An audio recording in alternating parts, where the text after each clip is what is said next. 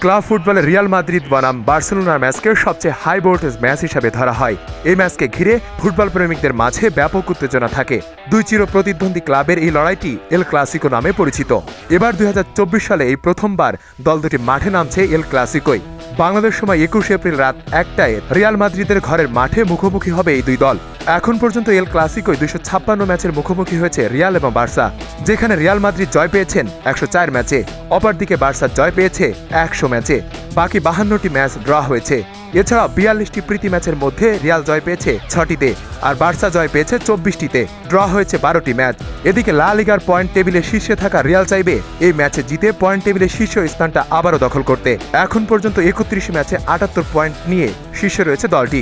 এদিকে সমান ম্যাচ খেলে 8 পয়েন্টে পিছিয়ে রয়েছে বার্সা। নিজেদের শেষ 5 ম্যাচে হারের দেখা নেই রিয়ালের। তাই তো দারুণ ছন্দে থেকে ঘরের মাঠে লিগের গুরুত্বপূর্ণ ম্যাচটা খেলতে চান তারা। অন্যদিকে চ্যাম্পিয়ন্স লিগের কোয়ার্টার ফাইনাল থেকে বিদায় নিয়ে মানসিকভাবে কিছুটা পিছিয়ে থেকে ম্যাচটি খেলতে চান বার্সেলোনা। এক সংবাদ মাধ্যমের মুখোমুখি হয়ে বার্সার কোচ বলেন, রোববার আমরা শিরোপার জন্য খেলব, আমাদের জিততেই হবে, আমাদের আবেগে বাদ দিতে হবে এবং সামনে এগিয়ে যেতে হবে।